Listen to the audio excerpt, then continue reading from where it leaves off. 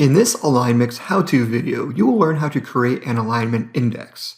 Now, what exactly is an alignment index?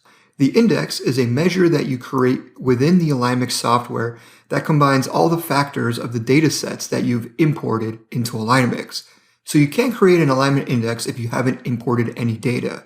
So let's say you've got 3 data sets that you've imported, and you want to use a combination of all 3 of those to create your new balanced and optimized sales territories. Well, using the AlignMix index tool, you can assign a weighting to all of those data sets and then create one brand new data set. Before I go too much into the explanation, let me just show you, and then you will understand what I mean as we go through the process together. So in this file here that you see on the screen, I've created a zip to territory alignment and also imported 4 types of accounts with 3 data sets linked to the accounts. I've imported calls, which is a workload measure. I've also imported sales and also a potential value figure. So now let's go to our index tool. To get there, you click here on Tools and then click on Create Index. From here, you have 2 options. You can create your index based on FTEs, which would mean that if you have 100 territories being created, that means an ideal sales territory will have 1 FTE. You can also use an average territory. In an average territory, each territory will have about 1,000 index points. So if you create this territory index for 100 sales territories, that means you will have 100,000 index points to go around. So when you're moving around your territory boundaries, ideally every territory would be at 1,000.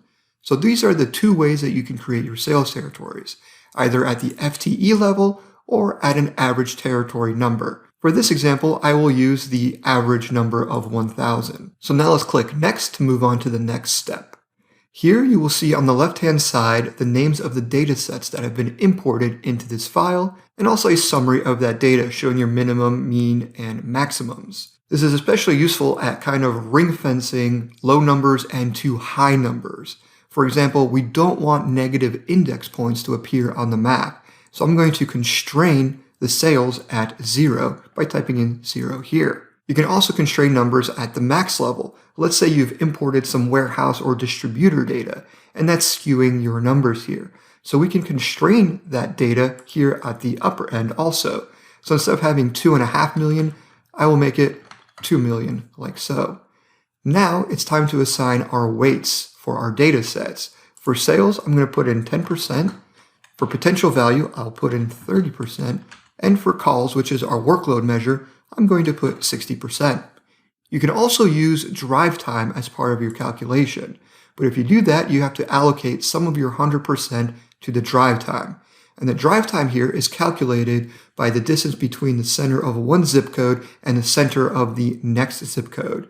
And if you do want to use drive time in your index calculation, I highly recommend creating 2 indexes. One that includes the drive time and one that does not include the drive time. So that when you set those 2 indexes as a label for your territories, you can compare and kind of see the comparison between the one with drive time and the one without drive time. So now let's go ahead and click Next. Here we name our index, and we want to name it Index 100 because we are creating this index for 100 sales territories. If you plan to add more or less territories, then you will have to recalculate your index for that new territory count. Because remember, at 100 territories, we are having 100,000 index points across the US. Then ideally, every territory will have 1,000 index points. If you add or subtract territories from this, that will impact your calculation. So you should rerun this index calculation anytime you change the head count or the territory size for your map. And now let's click on Next. Now we see a histogram showing accounts by index, and then click Finish. So now let me zoom out all the way so we can see our map. It may look like nothing actually happened, but we've actually created a brand new data set. And we can view that data set by clicking on Data Definition, and you'll see Index 100. And the Data Definition section shows you all the data sets that have been imported or created in this AlignMix file. So we know that we've created an index, and that's great. So let's click on OK. But we can't see that index. So in order to display that index as a label, I'm going to click here on Configure Layers, select territories from the left, and click the plus button to add a new label. The software will default to showing one of your datasets that have been imported, which in this case is not the one I want to display. So clicking here under Label Item, I'll select Index, and I'll set a caption here.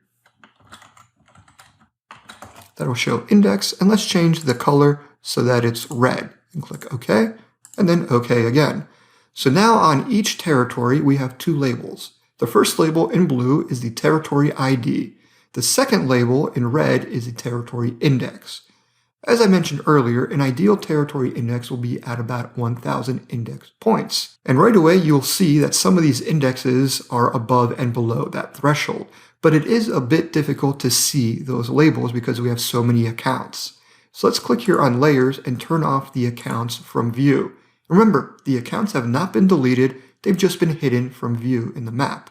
And if we look here at Charlotte, you'll see that we have territory 136 sitting at 682 index points, while the surrounding territories are a bit higher.